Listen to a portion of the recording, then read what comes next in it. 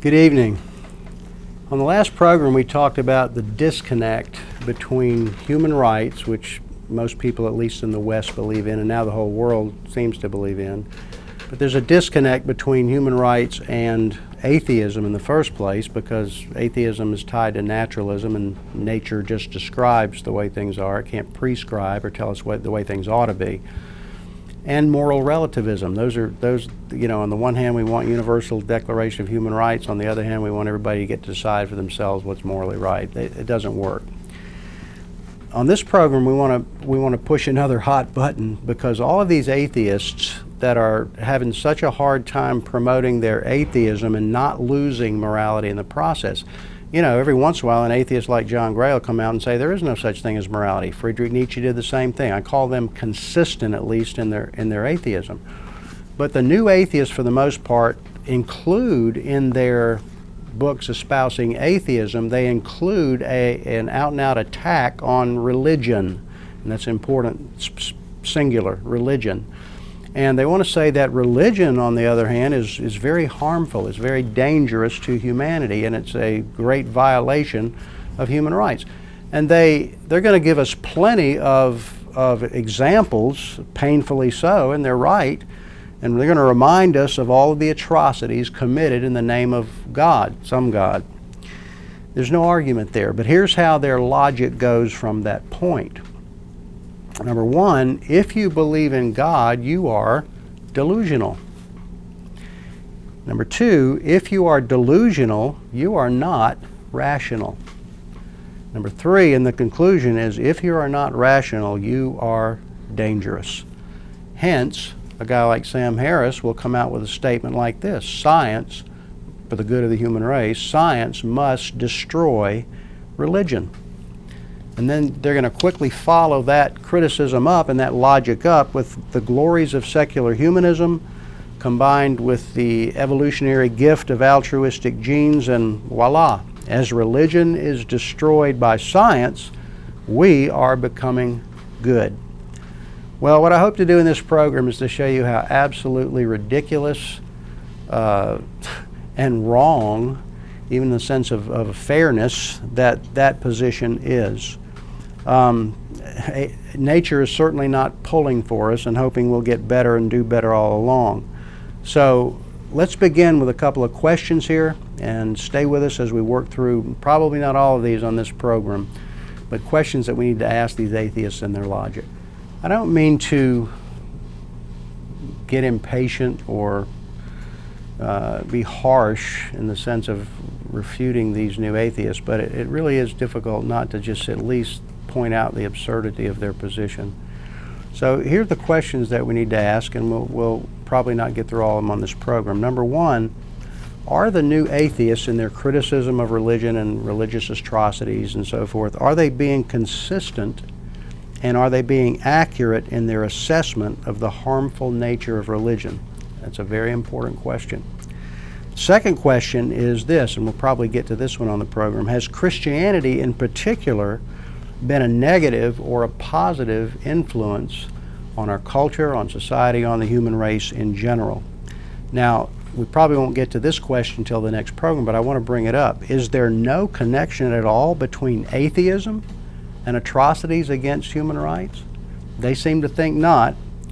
And then the fourth question I would ask as a result of that one is, how gullible do the new atheists think their audience is? And the answer must be pretty gullible, because people are eating up their stuff without really looking into it. So here's my first point. The basic assertion that religion is dangerous is an absurd assertion. It makes no sense at all. Let me try to help you understand why I say that. What if I were to ask you, is water good for you or bad for you? Well, you might say, well, water's good for me. Well, yeah, but not if it's a tsunami. In other words, there's a distinction, not if it's impure water, not if it's got poison in it. So to say water is good, well, good, clean, fresh water is great for us in the right amounts. We could do the same thing. Is air good for you? Well, yeah, we have to have air to live, but it's not so good for if it's in the form of Hurricane Katrina. What about mushrooms? I love mushrooms. Are mushrooms good for you? Well, not if they're poisonous. So here's what's happening here that I want you to see. When Christopher Hitchens says how religion spoils everything, the subtitle to his book, God is Not Great, he's doing a slick trick. He's taking religions, plural, and making all religions into one. He's generalizing all religions into one religion and then thinking nobody's fooled by it. So, and I will say this, I'm going to quote very few Christians in this program because I don't need to, because they're getting called out by their own atheistic crowd on this. Even Sam Harris, who is a great critic of religion and a proponent of secular humanism at the same time, he says this, listen carefully. He's backpedaling. He says the differences in religions, plural notice, are actually a matter of life and death. There are very few of us who lie awake worrying about the Amish. They are not likely to hijack aircraft and fly them into buildings. Atheists in the secular world generally balance every criticism of Muslim extremism with a mention of Christian extremism. But the truth is that Islam is quite a bit scarier and more culpable for needless human misery, the phrase he likes to use, more culpable for needless human misery than Christianity has been for a very, very long time. Well, thank you so much, Sam Harris. The problem with that is it doesn't go nearly far enough in distinguishing between religions, and distinguishing what he misses completely is the distinguishing mark between Christendom, which is the source for the Crusades, the Spanish Inquisition. He doesn't make any distinction at all between Christendom and Christianity. Or to put it more succinctly, between Christendom or even Christianity and the teachings of Jesus Christ. You know, in his book, Gunning for God, which I'm going to quote from here at the end of the program, John Lennox makes an outstanding point here. And the title of the book is Gunning for God, Why the New Atheists Are Missing Their Target. But he makes an interesting point. The charge that Christianity spawns violence is exactly the same charge that was brought against Jesus Christ before Pontius Pilate. I've never really thought about that before, but you might want to think about that tonight. Their logic, the logic of those who brought Jesus before Pilate was this: Jesus claims to be a king, therefore he's leading an insurrection against the Roman Empire. Therefore, if you don't take him out, there will be blood. Now, Pilate was even smart enough to recognize there was a problem there. So Pilate has Jesus before him and he says, "Are you a king?" And Jesus' answer settled the issue for Pilate. Jesus said, "Yes, I'm a king, but my kingdom is not of this world. Otherwise would my servants fight." Now, just an hour or two before that, he had healed the servant of the high priest that Peter had taken his sword and tried to cut his head off and cut his ear off. But Jesus healed that and told Peter, "Put up your sword, for he that lives by the sword will perish by the sword." Now, it doesn't take a theologian to know that every atrocity committed in the name of Jesus is completely contradictory to the teaching of Jesus. And completely contradictory to being a follower of Jesus Christ. It doesn't take a theologian to know that. Anybody with common sense can know that. Apparently, what it takes to forget that is being a new atheist. So, parenthetically here, let's just take a look at the Christian worldview. And this is by no means complete, but let's just take a look at a couple of the teachings of Christianity. Let's say, number one, God is the creator. In the beginning, God created the heavens and the earth. Secondly, God created man in his image. Let us make man in our image, Genesis 1:27, and in our likeness let us make him.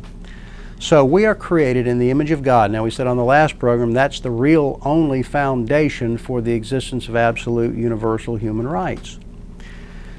But Christianity goes on from there. It says that the human nature has fallen and consequently is self-serving, We're all selfish people, and there's Richard Dawkins' selfish gene explanation. And so we are in need of forgiveness and the transformation that only comes through salvation in Jesus Christ. And finally, all the moral law in Christianity is summed up in 2 commands of Jesus. We'll talk about those next. So one of the primary tenets of the teachings of Christ, and let me parenthetically say this, I'm not here to defend religion. I'm not even here to defend religions. I'm not even here to defend or promote Christendom. And I'll go so far as to say I'm not here to defend Christianity in its institutional form. All I want to do is show that the teachings of Christ are the only foundation for any kind of living, any kind of human rights, and that they have been a great positive influence on our culture and our society, and they're really the only hope for humanity at all. So again, this Christian worldview ends with the idea that man is in need of forgiveness and salvation, which comes through the sacrifice of Christ. But the moral law of God, Jesus sums up into 2 commands. We covered these on the last program, but I'll reiterate them. That we are to love the Lord our God with all of our heart, soul, mind, and strength, and to love our neighbor as ourself. Now, is it not obvious that all of the religious atrocities, no matter what the religion, even if it's in the name of Christianity or the name of Jesus, is it not really, really obvious that any human atrocity is in violation of the Christian worldview as taught by Jesus Christ? And that begs another question. Exactly what tenet of atheism is violated by those same atrocities? How does an atheist, for example, condemn the Holocaust if everything is natural? How does a moral relativist condemn, let's say, the Holocaust again, if everything is relative? And that's what that culture had decided was morally right for them at that time. Who are we to say that they were morally wrong?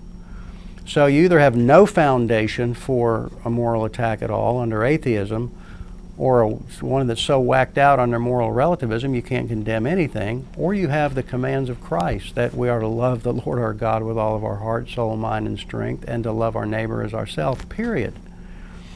Now let's go to the other side of this. Are there any positive influences that absolutely historically have proceeded from this Christian worldview? That God is the creator, that man is made in his image. Now I want you to think about this. We'll just hit them real quick. God is the creator, man's made in his image. We ought to respect each other because we love God. I'm going to give you an unexpected, great positive influence that Christianity has had on our world and our human history. Number 1, the rise of science. It's an interesting thing here. In a debate that I heard between Richard Dawkins and John Lennox, and I'll read from his book later, Richard Dawkins, here's his complaint, one of his complaints against God. If you believe that God is responsible for nature, or God is the explanation for natural events, it's a science stopper. Wow, if you believe in God, you just don't have any desire at all to do science. They call it the God in the gaps. If science can't give an explanation for it, then God did it. Forget it. We don't need any science. It's almost like he's scared of losing his job if this Christianity starts to spread. Boy, if people start believing in God, my job as a biologist is just going to be up for grabs here, and I'm pretty nervous about that. Again, absurdity beyond absurdity. Let me give you another guy. He's the physics example of Richard Dawkins, but he's not in the same league as Richard Dawkins is really in his attacks against religion. He's a physicist, the most famous physicist in the world. His name's Stephen Hawking. Stephen Hawking holds the exact same position that was once held by one of the greatest scientists, some people would probably still say the greatest scientist who ever lived, Sir Isaac Newton. Now, what is historically called, and this is my point, that Christianity has been how science really got it going. What is generally called historically the scientific revolution It's credited to three scientists, primarily. Now, there are obviously a lot more involved. The fathers of many branches of science are involved. But the three big ones, Sir Isaac Newton, Johannes Kepler, and Galileo Galilei. Guess what? All three of those men were followers of Jesus Christ, as were almost all of the fathers of virtually every branch of science. Even George Lemaitre, who supplied us with the original Big Bang model that has become the physical model for our universe, was a believer. Isn't it? It's just so funny to me that their belief in God didn't stop their science at all. Dawkins, when he wrote his book, The God Delusion, says in the introduction of his book that his goal in writing the book is to make us all atheists. So he says, if you pick up this book and you're not an atheist, I hope that by the time you put this book down, you will be an atheist. Well, honestly, it's funny. I had a student come by the other night at the university and saying how much he loved the book and how rational it was. And after I asked him 3 or 4 questions about it, he made his quick departure. He just had no answers for him. I read the book twice, put it down both times, and was more of a theist than when I started, if that's possible. But here's my point. Sir Isaac Newton wrote what is arguably the greatest ever book of science. It's called Principia Mathematica. And I'm not sure I'm pronouncing that exactly right. But you know what? Dawkins says he wrote the book to make us all atheists. You know why Sir Isaac Newton wrote his book? He says he wrote it so that the thinking man might understand and know that there is a God. It's just to the point of absurdity that Richard Dawkins would say belief in God is a science stopper in any way. And I dare say that even though Richard Dawkins has won a lot of awards and a lot of recognition for his books, and I'm sure they've made some great scientific contributions in some way, I don't think even Richard Dawkins would compare the entirety of his work to that one work by Sir Isaac Newton, who wrote it so that the thinking man might believe in God. Well, it should be obvious just from the examples that I have given you that belief in God is not a science stopper.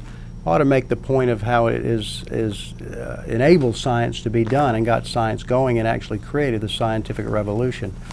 The idea was this: those who were the early scientists who sought to discover the laws of nature did so on this basis.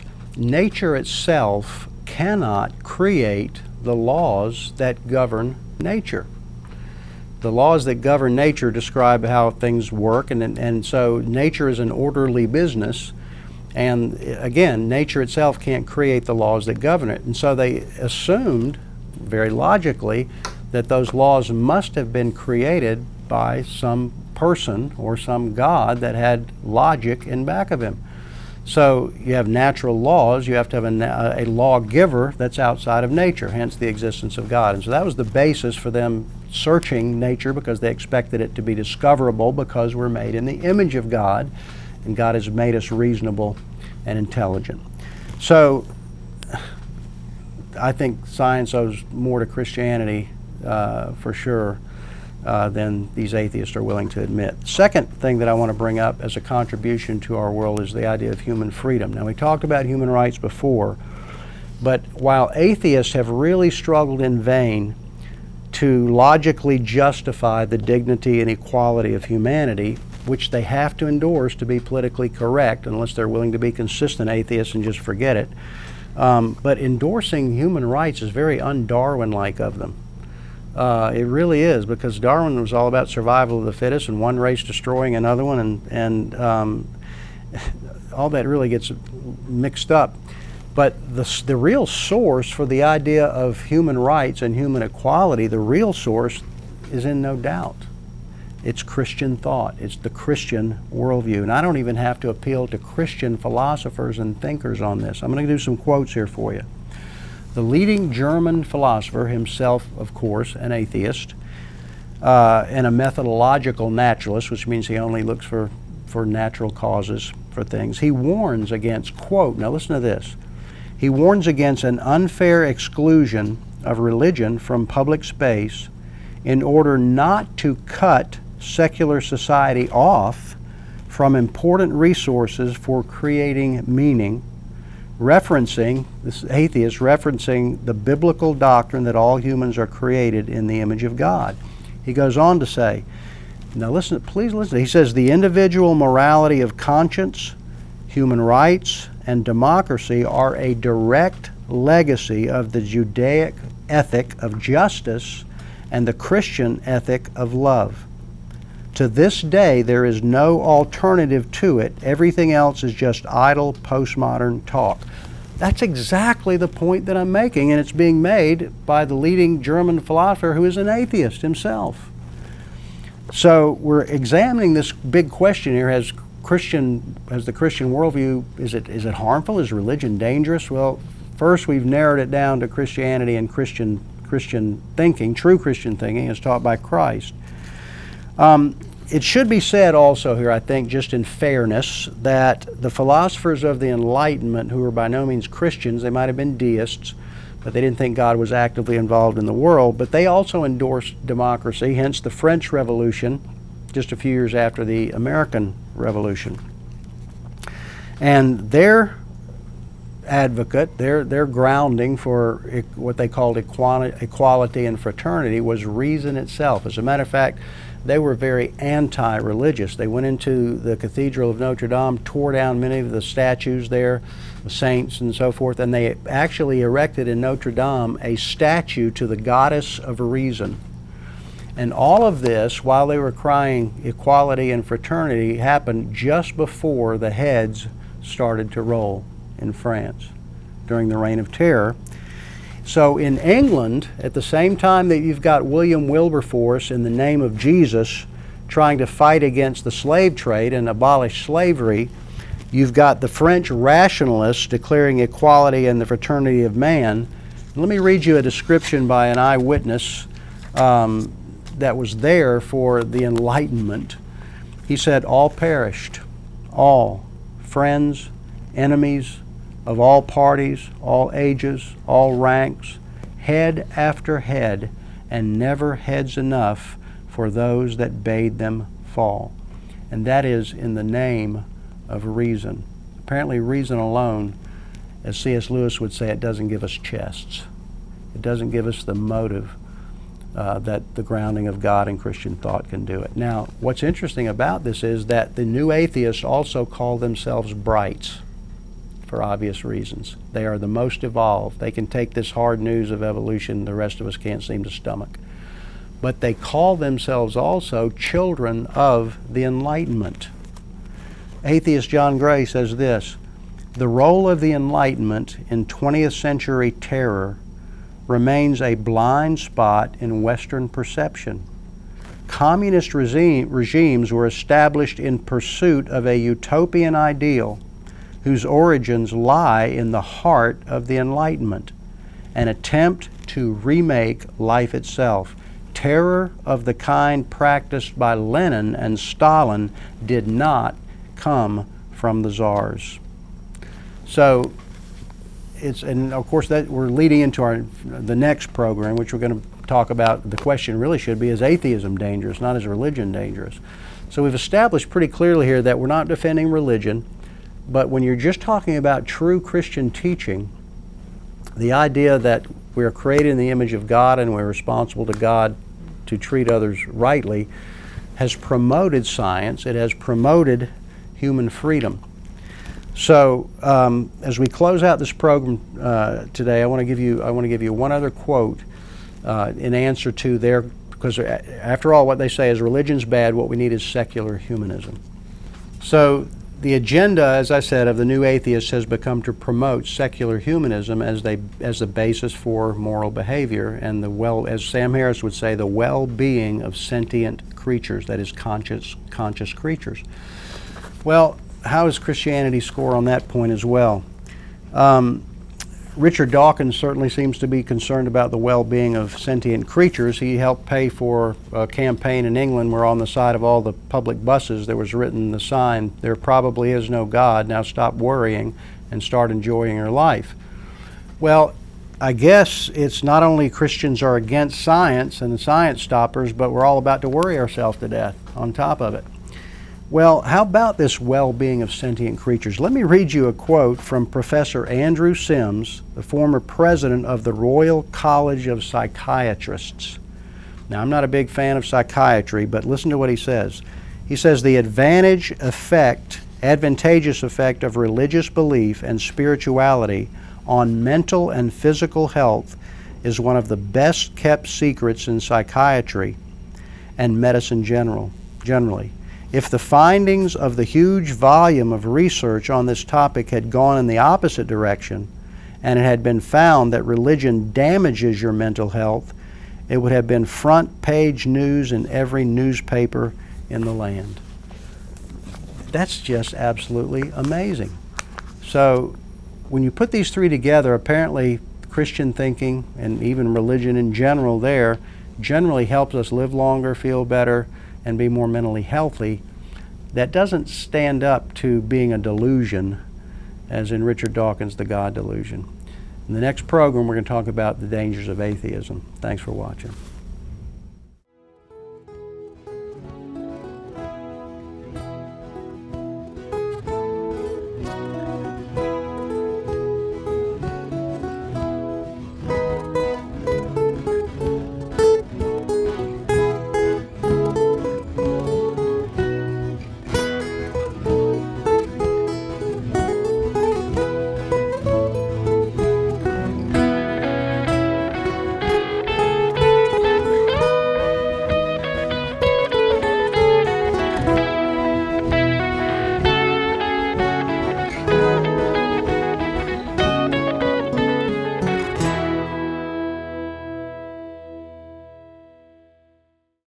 Church for Skeptics began in January of 2003.